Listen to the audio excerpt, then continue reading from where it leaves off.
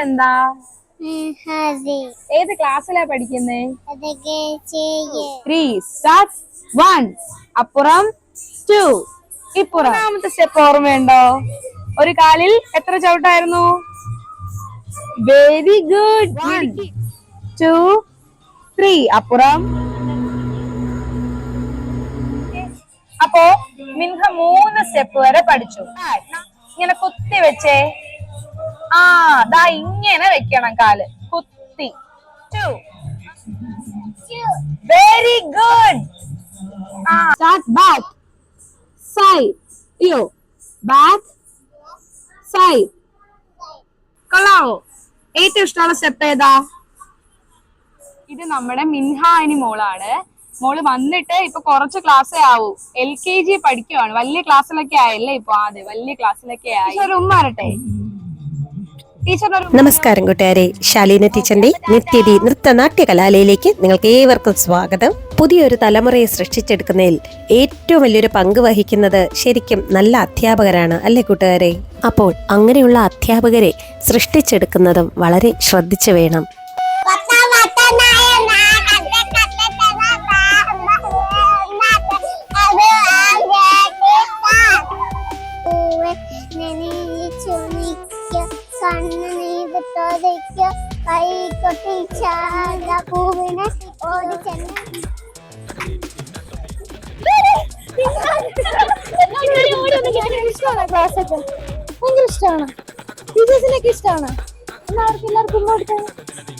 മൂന്ന് വയസ്സുള്ള മക്കളെ മുതൽ 75 വയസ്സ് വരെയുള്ള അമ്മമാരെയാണെങ്കിലും ഒരു അധ്യാപിക ശരിയായ രീതിയിൽ തന്നെ പഠിപ്പിച്ചെടുക്കേണ്ടതുണ്ട്. നൃത്തം ഏറ്റവും വലിയ ആനന്ദവും നല്ലൊരു വ്യക്തിത്വം ഏറ്റവും വലിയ മൂല്യവുമാണ്.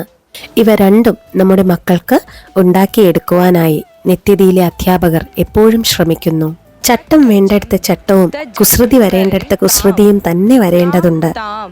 നിത്യതയിലെ ക്ലാസ്സുകളിലെ ഓരോ ദിവസവും ഓരോരോ പുതിയ പുതിയ വിശേഷങ്ങളാണ്. ഒരു ചെറിയ അടവിൽ തുടങ്ങി കണ്ണെടുക്കുവാൻ കഴിയാത്തത്രയും അതിമനോഹരമായ നൃത്തങ്ങൾ കൈവരിക്കുവാൻ ശിഷ്യരെ പ്രാപ്തരാക്കുന്ന അധ്യാപകർ.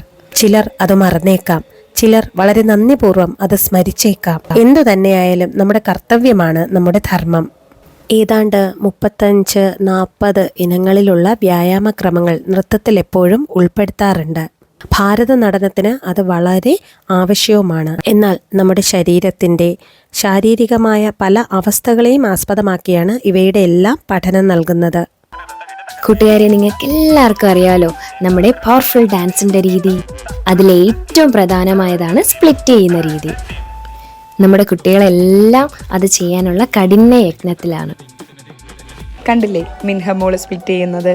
നമ്മുടെ ക്ലാസ്സിൽ വേഗം ഫ്ലെക്സിബിളായിട്ട് കിട്ടുന്ന കുട്ടികളും കുറച്ച് പാടുപെട്ട് ഫ്ലെക്സിബിൾ ആകുന്ന കുട്ടികളും ഒരുപാട് പ്രാക്ടീസിലൂടെ ഫ്ലെക്സിബിൾ ആവുന്ന കുട്ടികളും ഉണ്ട്. ഓരോരോ വിദ്യാർത്ഥികൾക്ക് പല പല ഗുണങ്ങളായിരിക്കും. ഏത് ഗുണങ്ങളിലാണോ കൂടുതൽ മുൻപന്തിയിൽ അവർ നിൽക്കുന്നത് അതിനെ കൂടുതൽ നല്ല രീതിയിൽ മികവുറ്റതാക്കിയെടുക്കാൻ ശ്രമിക്കണം. ഒപ്പം മറ്റെല്ലാ തലങ്ങളും കുറേയേറെ ചെയ്തു വരുവാനുള്ള പഠനക്രമവും നൽകണം. ഒരു സെക്ഷനാണ് ഇത്. അതിനൊപ്പം തന്നെ മാനുഷികമായ ഒരുപാട് മൂല്യങ്ങൾ മറക്കാതെ മുന്നോട്ട് കൊണ്ടുപോകേണ്ടതും നിത്യതയിലെ അധ്യാപികമാരുടെ ധർമ്മമാണ്. ഈ ലോകത്തെ ഏറ്റവും വലിയ ദയനീയത സത്യം പറഞ്ഞാൽ വിശപ്പല്ലേ കൂട്ടുകാരെ? ആഴ്ചയിൽ ഒരിക്കൽ ഞങ്ങളാൽ കഴിയുന്ന അന്നദാനം സഹജീവികൾക്ക് നൽകും. വിശപ്പാണ് ഏറ്റവും അധികം ആക്രമണങ്ങൾക്കും കാരണം. പറയുന്നത് പോലെ പ്രവർത്തിക്കാത്തൊരു ഗവൺമെന്റ് ആയതിനാൽ ഞങ്ങളെന്ന അധ്യാപകരാൽ കഴിയുന്ന ചെറുകാര്യങ്ങൾ ചെയ്യുവാൻ എപ്പോഴും ശ്രമിക്കും. ഈ ജീവജാലങ്ങളും സസ്യങ്ങളും ചേർന്നതല്ലേ നമ്മുടെ ലോകം. ഒരു നേരത്തെ ഭക്ഷണം, ജലം, അത് നൽകുന്ന ആശ്വാസം ചെറുതല്ല. ഒരു നൃത്തം പൂർണ്ണമായി ചെയ്താൽ പോലും ഇവരുടെ കണ്ണിൽ കാണുന്ന ഈ സന്തോഷം കിട്ടുകയില്ല. അതാണ് വിശപ്പിന്റെ ശക്തി. അതറിയണമെങ്കിൽ 3 നേരം ഭക്ഷണം കഴിക്കാതെ ഒന്നിരുന്ന് നോക്കണം. കോടാനുകോടി ജന്മങ്ങൾ വന്നുപോയ ഈ ഭൂമിയിൽ, ഈ തിരശീലകളിൽ ഇന്നും നമ്മൾ ചെറു ജീവിതങ്ങളുമായി എത്തുന്നു.